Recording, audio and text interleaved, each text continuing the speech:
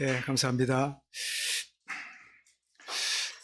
지난 우리 29일 저녁에 이태원의 압사 사고로 인해서 한 주 전만 해도 뭐 120-30명 이랬는데 최종 156명이 참사를 당하는 그런 이 뉴스를 듣고 온 우리 대한민국이 아파하고 있고 또 전 세계 대통령들도 이렇게 위로의 전보를 보내는 그런 참 세계적인 어디 낙후된 나라, 어디 막 미개한 나라가 아니라 세계 10등 국가인 그것도 대한민국 수도 서울에서 이런 압사사고가 일어난 게 너무나 황당한 이런 참 그걸 보면서 힘들어하고, 지금도 아마 죽은 사람은 죽었지만 살아남은 유가족들은 기가 막힌 이 아픔 때문에 힘들어하고, 그 중에는 아마 크리스찬도 분명히 있을 거예요. 아마 지금 저 예배 참석해서 어느 가정이 이런 일을 당했습니다. 용산에 있는 교회는 훨씬 더 그런 경우 많겠지요. 위로도 받고 이런 아마 상황이 벌어지고 있지 않겠나 여겨지는데, 그런 중에 3일 전 26일에 경북 봉화에 광산이 무너져 가지고 7명이 이제 묻혔는데 5명은 이렇게 구조를 했고 2명이 갇혔는데, 상황을 보니까 190m 지하에 이렇게 묻혀 있다. 그래서 옆으로 괭을 뚫어 가지고 구출하는 걸로 이렇게 하는데, 뭐 잘못 뚫었다, 엉뚱한 데 뚫었다, 그리고 살아있겠냐, 여러 가지 유가족들은 안타까워하고, 저도 그 뉴스를 보면서 야, 저게 살아있겠나. 그리고 9일이 지났어요. 지났는데 우리 더 있겠지만 지난 금요일 밤 11시에 드디어 2명이 구출이 되었어요. 구출이 됐는데 어떻게 살아남았는가 이래 봤더니 그 밑에 이제 작업을 할 때 약간 넓은 이 공간이 있는데 거리로 가서 이렇게 비닐을 가지고 추위를 막고, 또 그리고 동굴이니까 바람이 좀 있으니까 산소가 있으니까 그 나무를 쪼개 가지고 숯불을 피우고, 그리고 이 바위에서 떨어지는 물을 받아 가지고 하루에 한 컵씩 마시고, 그 다음에 어젠가 보니까 세상에 견시 믹서 커피를 타가지고 나눠 먹으면서 9일을 견뎠는데, 근데 이분들이 뭐라고 하냐니까 깜깜한데 소리도 거리는데 한 3일쯤 지난 줄 알았대요. 그것도 은혜다. 9일 지났는데 3일쯤 지난 줄 알았는데 시계도 없고 아무것도 볼 수 없으니까. 근데 제가 참 인상 깊었던 거는 우리가 살아날 수 있겠는가 이러고 있었는데 드디어 시추 소리가 나더라는 거예요. 막 이제 구조하기 위해서 그 소리가 나길래 우리를 건지려고 그렇게 작업하고 있구나. 그게 그들에게 굉장히 희망이 됐다는 거죠. 저는 이 이야기를 들으면서 하나님이 우리에게 소리를 내십니다.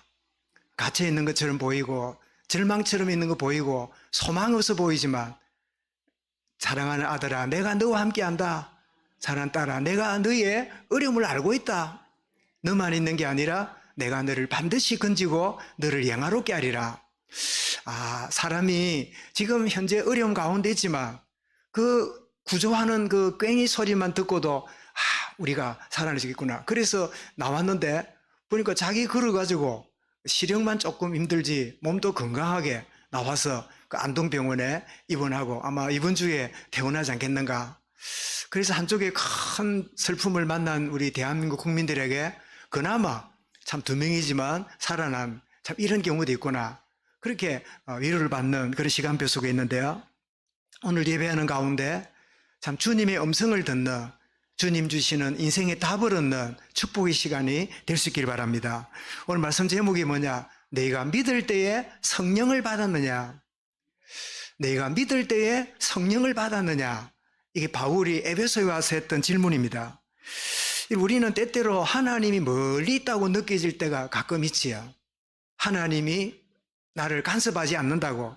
왜냐하면 신명기 4장 7절에 보면 우리 하나님 여호와께서 우리가 그에게 기도할 때마다 우리에게 가까이 하신과 같이 그 신이 가까이 함을 얻은 큰 나라가 어디 있느냐.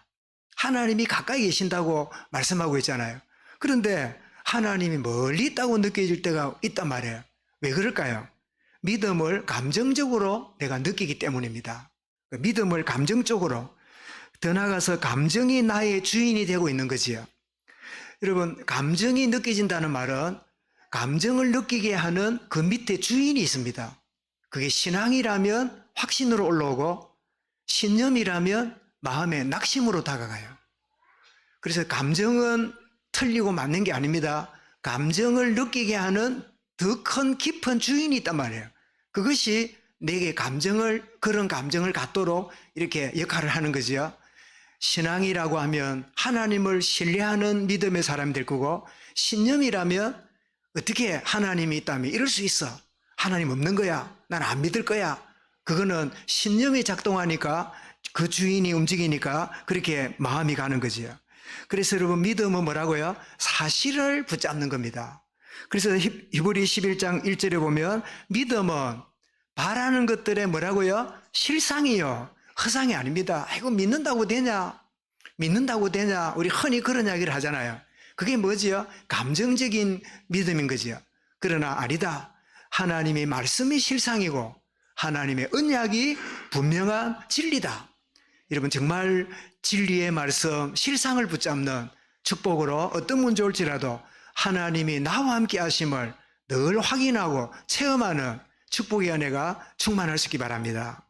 이런 바울이 오늘 본문은 본격적으로 세 번째 전도 여행을 이렇게 출발해서 진행하는데, 아볼로가 이제 아가야 지역인 고린도에 가서 복음 사역을 이렇게 하고 있는 중에 바울은 이제 안디옥에 출발해 가지고 이렇게 거쳐오는데, 오늘 여러분 읽었던 1절에 보니까 윗지방을 거쳐라는 말씀이 나오죠. 그래서 바울이 한번 이 지도를 보십시오.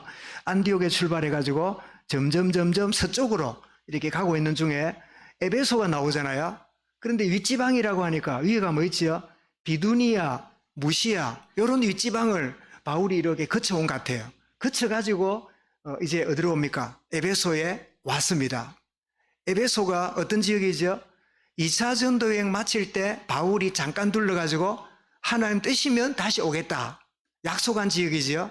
또 이 지역에는 누가 왔다고요? 브리스길라 아울라가 에베소에 있었는데, 이 아볼로라는 젊은 목사가 와서 아주 웅변적이고 실력이 있는 목사가 메시지를 하는데, 들어보니까 뭐만 알아요? 오직 세례 요한만 세례만 아는 거야. 예수 그리스도의 복음의 비밀을 모르는 거지요. 그래서 브리스길라 부부가 이 아볼로에게 팀사역을 하고 이 비밀을 깨닫도록 도와줬더니, 이 아볼로가 아가야 지역 고린도로 넘어가서 힘있게 유대인들의 말을 이겼더라. 이 내용이 있었잖아요. 자, 그랬더니 에베소에 바울이 지금 도착했습니다. 자, 바울이 도착했는데 오늘 1절을 보니까 바울이 고린도에 있을 때 아볼로가 바울이 윗지방을 다녀서 에베소에 내려온 거죠. 어떤 제자들을 만나, 어떤 제자라고 했습니다. 어떤 제자. 자, 어떤 제자인데 어떤 제자니까 너희가 믿을 때에 성령을 받았느냐?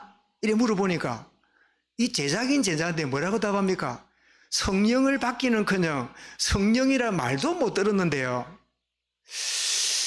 저는 이 말씀을 읽으면서 제가 고신에서 어릴 때부터 쭉 자라오고 신학도 대학 고신, 고려신학대학 이렇게 공부를 쭉 해왔잖아요. 하는 중에 성령이란 말을 듣기는 들었어요. 그런데 교회나 이렇게 목사님들이 여러분 믿을 때 성령을 받았습니까? 이렇게 성령을 이렇게 주장 강조하고 가르쳐주는 부분이 크게 내게 다가와 있는 게 없었어요. 그래가지고 신학교에 어떤 일이 벌어졌습니다.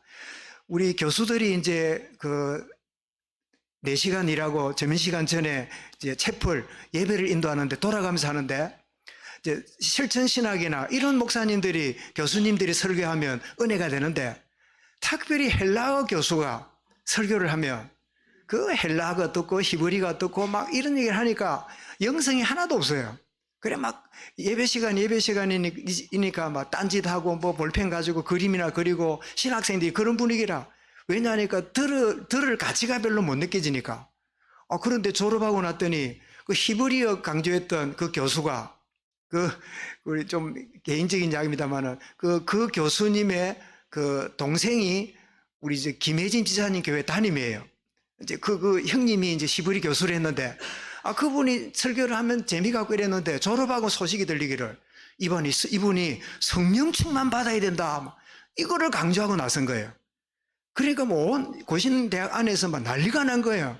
그래, 맞아. 성령 충만 받아야 돼 하는 파도 있고, 뭐야, 우리는 구원 받았으면 성령 받은 거지. 뭐 또 충만 받아야 돼? 이래가지고 막 이쪽 저쪽에 난리가 났어요. 그래, 이제 이분이 안모모 교수인데, 그것도 안십니다. 안모모 교수인데, 뭐라고 말했나? 나는 이 고신대학에서 공부도 하고, 고려신학대학에서 목사도 됐지만, 나는 성령을 제대로 못 배웠다. 이랬네요. 그랬더니, 조직신학 가르치는 이근상 교수가 앉아 계셨어요. 이러니까 얼굴이 버려. 뭐라고? 네가 성령을 안 가르쳤나? 수업시간 가르쳤다는 거예요. 가르쳤겠지요. 가르쳤지만은 지나가는 무늬만 배웠지 실제로 성령이 어떻게 역사하고 어떻게 활동하고 어떻게 영향을 주는가는 뭐 성령의 내주라든지 성령의 인도라든지 성령 충만이라든지 그런 단어를 들어본 적도 저도 잘 없어요. 그런데 본인은 가르쳤다고 막 열을 받아가지고, 열을 받으셨는지 얼마 전에 일찍 돌아가셨어요. 열 받으면 안 돼. 너희가 믿을 때에 성령을 받았느냐? 이렇게 묻는 질문은 꼭 제가 자라났던 단은 아니겠습니다만은 저의 신앙 분위기를 볼 때 내가 성령을 받았느냐? 이런 메시지를 목사님이 하거나 그런 경우를 들어본 기억이 잘 없어요. 제가 머리가 나빠서 그런지. 여러분은 보수주의 대부분 신앙교회 가운데 자라왔고 지내왔는데 여러분이 그런 도전이나 이야기를 들어본 적 있습니까? 여러분이 믿을 때 성령을 받았습니까? 이게 오순절 순복음에서나 하는 말이지 우리 보수주의는 그런 말 잘 안 해요. 이런 분위기. 그래서 어찌 보면 오늘 이 말씀이 오늘 저와 여러분 이 보수주의 신앙을 가지고 있는 우리에게 하나님이 말씀합니다. 너희가 믿을 때에 성령을 받았느냐? 그런데 문제는 뭡니까? 성령이 계심을 듣지도 못했다는 거야. 사마리아 현장에도 사도행전 8장 16절에 성령이 있음을 알지도 못하였다. 그런 말이 나오죠. 다만 요한의 세례만, 물 세례만 받았다는 거예요. 그렇다면 이거는 아볼로를 통해서 말씀을 받은 결과가 아닌가? 아볼로가 왜 세례 요한의 세례만 알았음이라 그랬잖아요. 사도행전 18장 25절에. 그래서 이 배우는 사람은 가르치는 사람에 의해서 영향을 지대하게 받구나. 가르치는 사람이 대충 말해도 듣고 나서 묵상하고 베레아 교인처럼 찾아가면 되는데 대부분 사람들은 그냥 듣는 정도로만 만족하고 막 듣는 정도로만 지나가지 그거를 이렇게 자세히 바라보고 주목하고 이런 경우 잘 없단 말이에요. 우리 홍장로님 기도하시면 이런 걸 느끼시지요. 그 말씀 듣고 나서 자기 나름대로 묵상하고 기도 제목을 잡고 그래 하시는 걸 여러분 느끼게 되잖아요. 이런 것처럼 이 말씀 받는 걸로 지나가지 그걸 받잡고 묵상하고 또 뭔가 찾아보고 이런 경우 잘 없단 말이에요. 그러니까 세례요한의 이 세례만을 하고 있는, 그래서 회개함으로 구원은 받았지만 왜 세례는 누구한테 줍니까? 예수님이 나의 구원자다 이렇게 믿어져야 구원받잖아요. 그래서 세례를 받잖아요. 받았지만 영적 사실을 모르는 상태예요. 그러고 보니까 꼭 저 같아요. 제가 중학교 2학년 때 이 전도사님 그때 교회가 어려워가지고 전도사님이 담임으로 계셨는데 와서 이게 세례 학습 교육을 받고 그리고 고등학교 들어가서 세례를 받았는데 그때 이제 전도사님이 내게 가르쳐 이렇게 학습 교육을 가르칠 때 다른 건 하나 기억 안 나고 십계명 애우는 법을 알려줬는데 저는 평생에 십계명을 애우는 게 그래 쉬운 줄을 나는 그때 알았어요. 그지? 하여튼 기회 나면 알려 줄게요. 손가락 갖고 하면요. 십계명 10개가 싹 머리에 들어와요. 근데 문제는 뭐냐? 네가 진짜 예수님이 구주냐? 진짜 예수님이 그리스도냐? 네가 진짜 거듭났냐? 이거를 전도사님이 확인해 준 적이 없어요. 그래서 무사히 학습도 받고 무사히 세례도 받았어요. 내가 죄인이라고 고백했어요. 예수님이 내 죄를 위해서 십자가 죽었다고 예수님 공로로 내가 천국 갈 수 있다고 고백했어요. 그래서 세례를 받았어요. 우수한 성적으로 세례를 받았어요. 세례를 받았는데 뭘 몰라요? 영적 사실을 몰라. 내가 하나님 자녀 됐는데 내가 거듭나서 분명히 하나님 자녀가 됐는데 내가 어떻게 거듭났는지, 누구 때문에 거듭났는지 잘 몰라. 그러니까 뭐지요? 내가 믿은 줄로 생각해요. 내가 깨닫고 내가 배워서 내가 고백하고 내가 세례받은 걸로. 이렇게 된 사람들이 에베소의 어떤 제자들의 모습이에요. 혹시 여러분, 저와 여러분 가운데 이런 분, 어떤 제자처럼 믿기는 믿는데 전혀 영적 사실을 모르고 그냥 나는 세례받았고 나는 신앙생활 몇 년 했고 나는 뭐 말씀 순종하고 있고, 그런 가운데 있는 어떤 제자 모습 가운데 있지는 않는지 모르겠어요. 자, 그런데 이 바울이 이런 상황을 보고 어떻게 합니까? 주 예수 이름으로 세례를 베풉니다. 한번 물어보겠습니다. 제 세례입니까? 제 세례가 아닙니까? 세례 받았는데 또 세례 줬어요. 어떻습니까? 이 제 세례입니까? 제 세례 아닙니까? 어떤 청년이 군대를 제대하고 교회를 등록해서 교회를 다니다가 세례 받겠다고 이렇게 이제 신청을 해서 이렇게 보니까 군대에서 세례를 받았어요. 군대 생활할 때 그 집단 세례 주는 거 있잖아요. 몇천 명이 모여갖고 하는데 거기서 세례를 받았어요. 받았는데 세례 받겠다고 또 이렇게 신청서를 냈어요. 당회가 어떻게 됩니까? 세례 줘야 됩니까? 세례 주면 안 됩니까? 만약에 세례를 주면 재세례잖아. 또 세례 받는 거잖아. 어떻게 될까요? 우리 교현 씨한테 물어봐야 돼. 응? 줘야 된다, 안 줘야 된다? 응? 안 줘야 되는 게, 야, 용케 맞췄습니다. 그죠? 예. 근데 자기는 왜 세례 받겠냐니까, 군대에서 빵 얻어 먹으려고, 초코파이 얻어 먹으려고 4번을 가면 세례를 받아요. 그러니까 단체로 세례를 받았단 말이에요. 그래서 내가 교회 나와가지고 진짜 예수님을 나의 구주로 믿고 보니까 내가 군대 생활할 때 집단 단체 세례 받은 게 예수 믿을 때가 아니라, 그렇다면 내가 이제 믿었으니까, 내가 제대로 믿었으니까 세례 받고 싶습니다 라는 이유라. 그런 의미에서 여러분, 교과서적으로 주면 안 돼, 줘도 돼 이렇게 말하기보다는 그 사람이 진정으로 내가 마지못해서 의례적으로 세례를 받은 난데 내가 진짜 믿었기 때문에 다시 세례를 받고 싶습니다 이렇게 말하면, 겉모양은 다시 세례인데 진정으로 영적인 의미 볼 때는 진짜 세례 받는 거예요. 그 제세례가 아닌 거죠. 그래서 그런 사람은 받아도 돼, 안 받아야 돼가 아니라 그 사안 케이스별로 보고, 이 사람이 꼭 필요하니까 우리가 세례를 줍시다. 그러나 이분이 세례를 또 내가 의미 없이 세례를 받았단 말이에요. 근데 보니까 내가 진짜 구원의 비밀을 알고 구원의 확신을 가졌단 말이에요. 그러면 내가 얼마 전에 세례 받았는데 내가 이 확신이 왔으니까 또 받아야 되나 안 받아야 되나 이럴 때 본인이 볼 때, 아니야, 내가 이미 한번 세례를 받았다면 그때 나는 이미 세례를 받은 거야. 지금 내가 확신이 이제 왔을 뿐이야 라고 생각하면 세례를 안 받아도 돼요. 이해가 되시지요? 그러니까 세례를 다시 받자 안 받자 이런 문제가 아니라 개개인마다 어떤 깨달음과 중심으로 만에 따라서 당회가 잘 결정하고 도와주면 될 일이죠. 어쨌든 바울이 이 성령 계신지도 모르는 사람에게 예수 이름으로 복음을 전했더니 이 사람들은 그렇다면 그냥 물세례, 의례적으로 받았던 종교적 세례 말고 진짜 이 구원의 축복을 받았으니까 세례 받고 싶습니다. 그런 대화가 된 것 같아요. 그래서 이제 세례를 주게 되고, 그리고 바울은 놀랍게도 6절에 보니까 바울이 세례 받은 자들에게 뭐 합니까? 안수를 주었어요.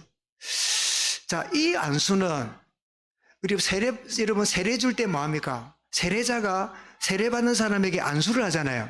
이렇게 머리에 손을 얹고 이렇게 세례의식을 하잖아요. 견식 기억납니까? 머리에 손 얹고 그럴 때.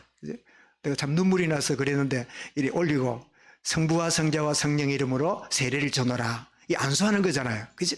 그런 의미에서 예수 믿는 순간에 안수 다 받았네. 그죠? 여러분 기억나십니까? 안수 받았지요. 그런데 웬일입니까? 안수를 주는데 그 세례받는 그 사람 입에서요 방언이 터졌어요. 어떤 사람은 애언이 터졌어요. 막 방언이 터지고 애언이 터지니까 바울은 원래 방언도 하고 예언도 한 사람이니까 막 그렇구나 하는데 그 아볼로에게 물세례 받았을 때는 아무 변화가 없던 그들에게 방언이 터지고 예언이 터지니까 그 당사자들이 얼마나 놀랐고 또 같이 있는 교회가 얼마나 막 당황했겠습니까? 그렇지요? 그렇다면 너희가 믿을 때에 성령을 받았느냐? 이 말은 성령이 네 속에 있다는 사실을 확신이 있느냐? 그런 이야기고 또 조금 더 나가면 성령 받을 때 네가 받은 은사가 뭐냐? 이런 이야기도 될 수 있겠지요. 이 질문 속에는 어쨌든 간에 방언이 터지고 예언이 이렇게 임하게 되는데 여러분 고린도전서 14장 12절에 보면 방언은 믿는 자를 위해서 주는 것이 아니고 믿지 않는 자를 위해서 주는 것이라고 바울이 설명을 합니다. 무슨 말이냐니까 잘 안 믿으시는 사람에게는 혀가 꼬이고 자기도 모르는 말이 터지게 되므로 하나님이 나에게 함께하네, 성령님이 내게 역사하시네 라고 깨닫도록 방언을 주신다는 거예요. 그러면 잘 믿는 사람이 기도하다가 방언이 나오는 건 뭡니까? 그건 다른 이야기라. 그래서 여러분 은사는 믿음이 좋고 하나님이 하시는 일에 쓰임받는 도구도 되지만 한편은 전혀 안 믿고 증거 없으면 못 믿고 표적이 없으면 못 믿는 강팍한 심령에 은사를 주시기도 하는 거예요.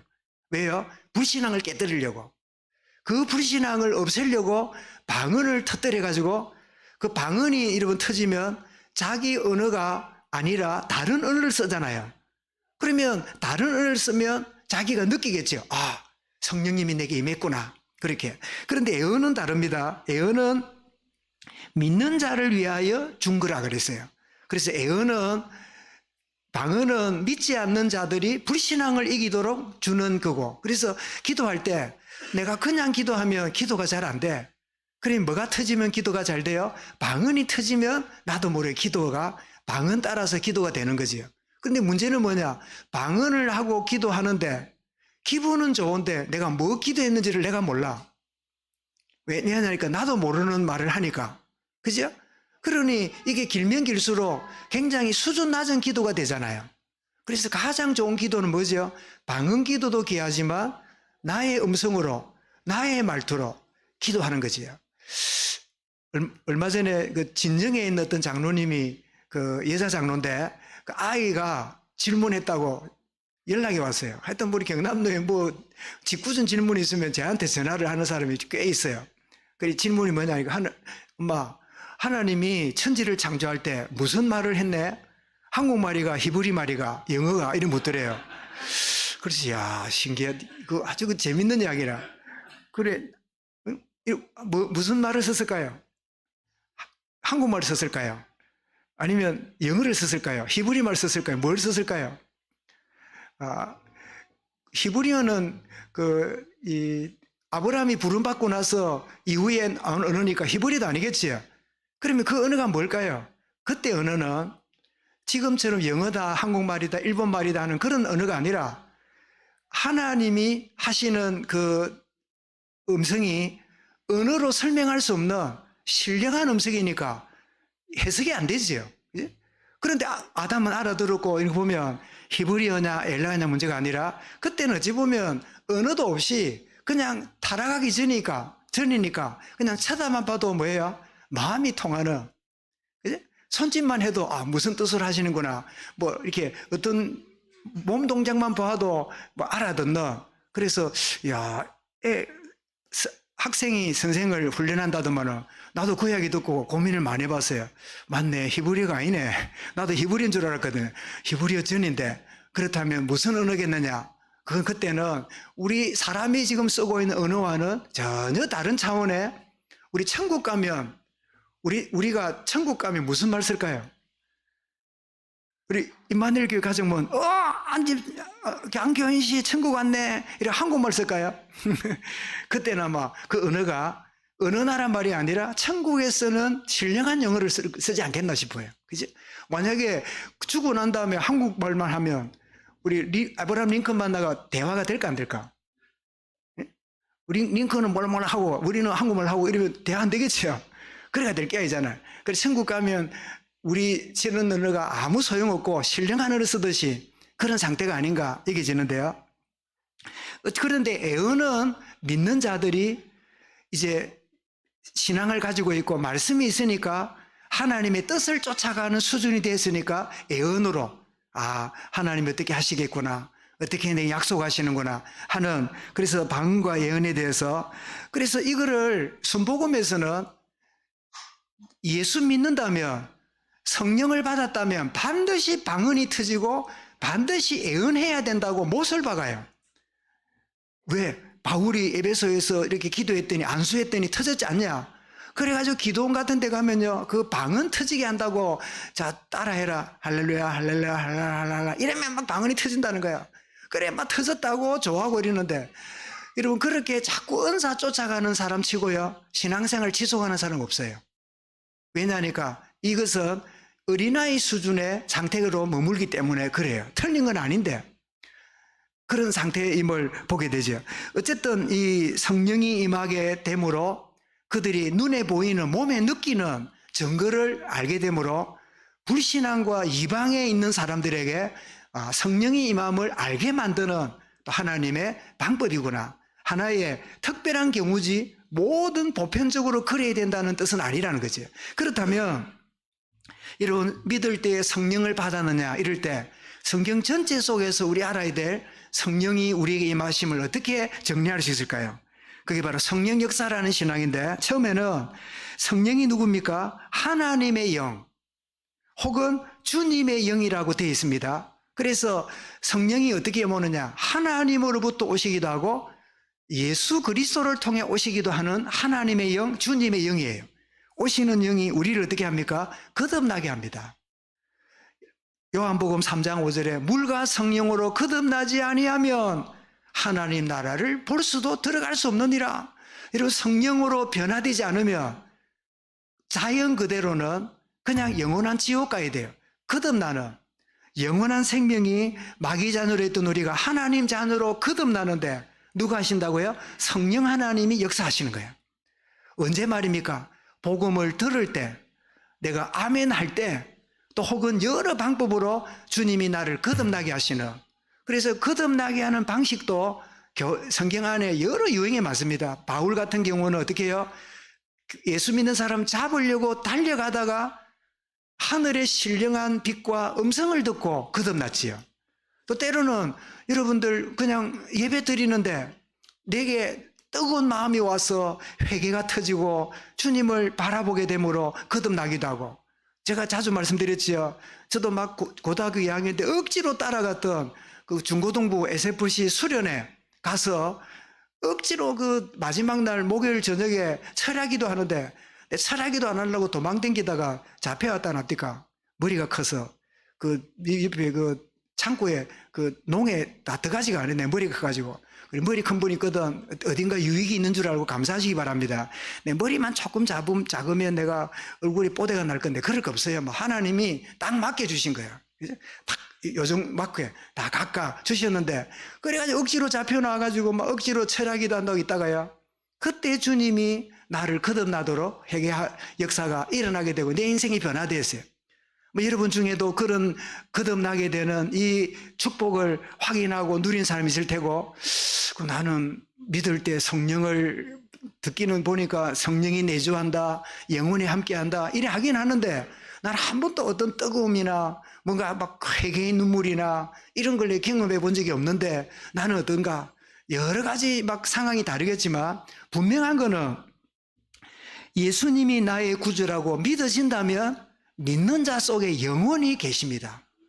성령 하나님이 저와 여러분이 예수를 구주로 영접한 우리라면 그 성령님이 내 속에 함께 계세요.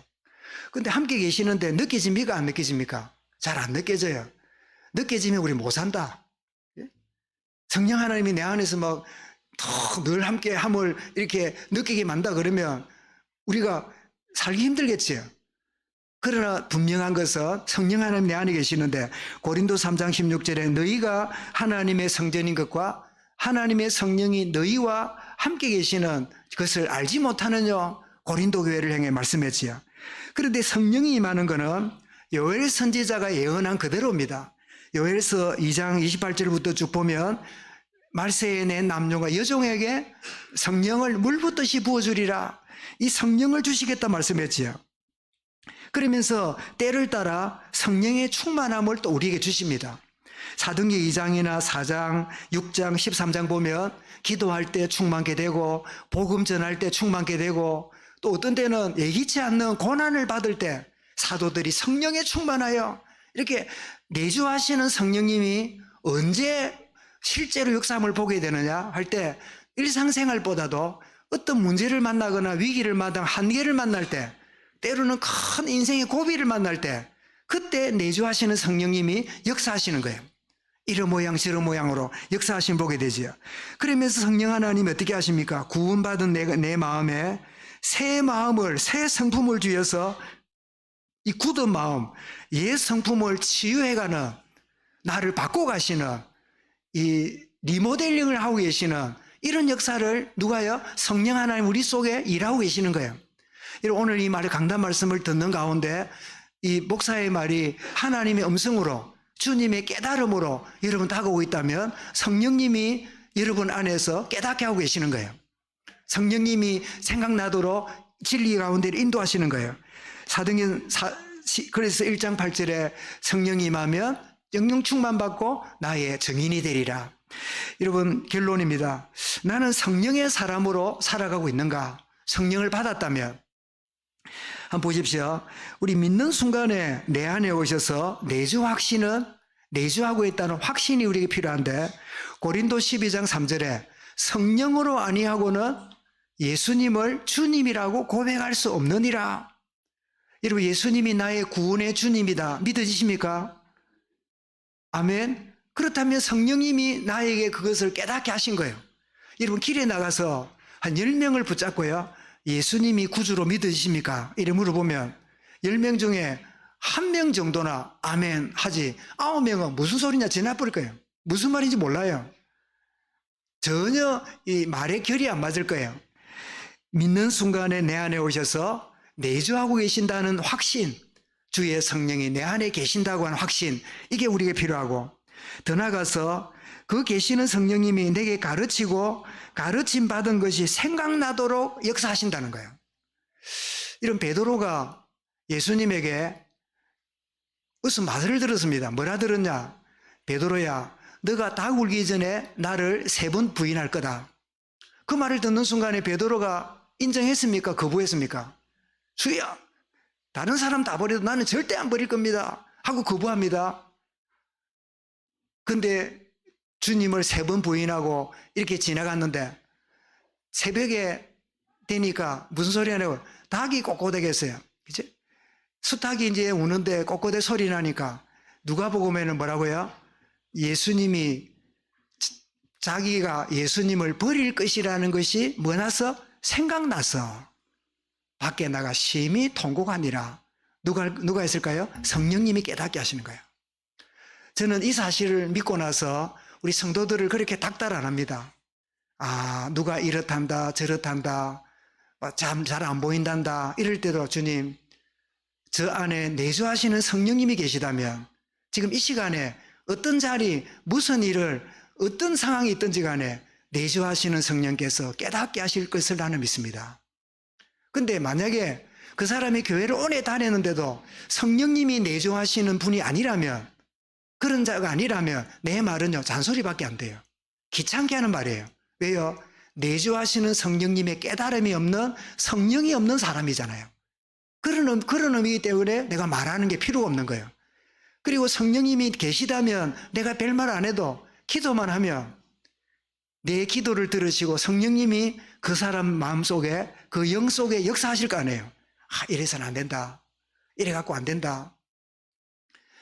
우리 지교회에 우리 한 분이 이렇게 오셨는데, 우리 장로님이 얼마 전에 이사를 하셨잖아요. 그 옆에 옆집에 있는 분인데 장로님이 조경사가 되고 화단을 잘 꾸미니까 너무 예쁘다고 이래가지고 친구 돼서 지교회로 오셨어요.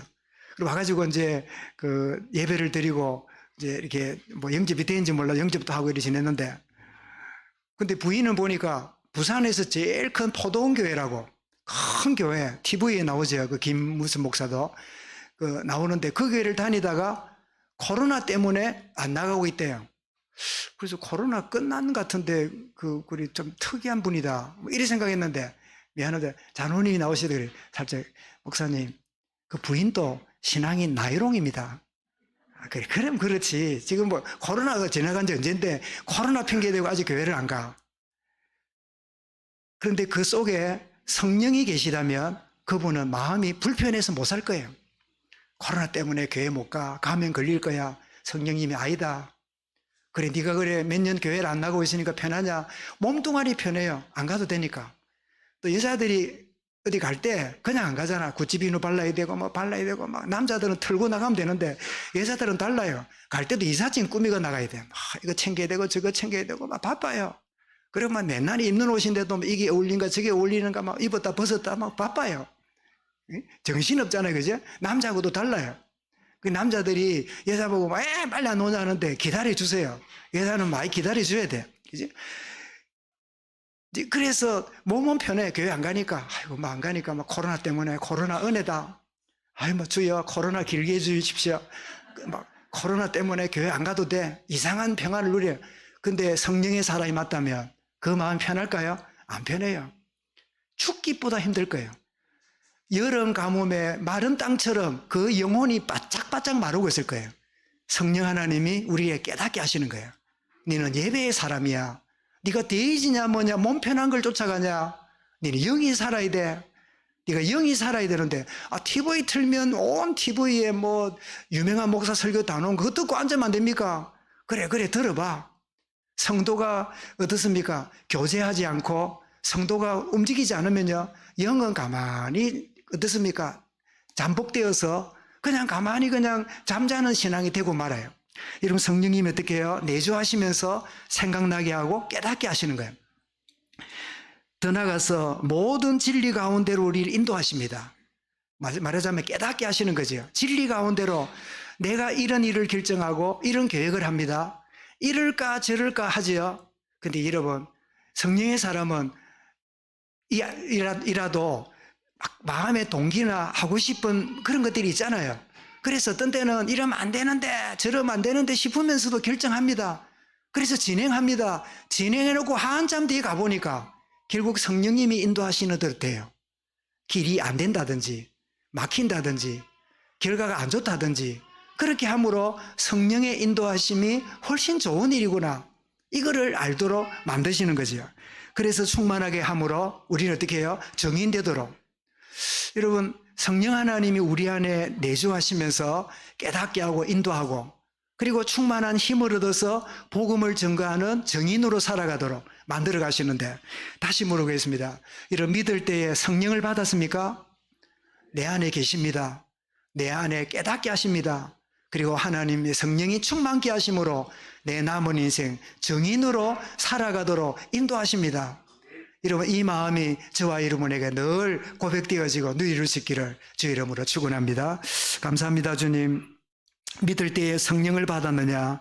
이 에베소를 향한 질문이 오늘 이 한 시간에 하나님이 우리를 향한 질문이며 늘 확인하며 내주하시며 인도하시며 깨닫게 하시며 충만케 하셔서 정인 인생으로 살아가게 하시는 성령의 간섭 속에 승리하는 모든 하나님의 사람들, 우리 모든 자녀들, 우리 모든 하나님의 가족들 되릴 수 있도록 은혜로 인도하여 주옵소서.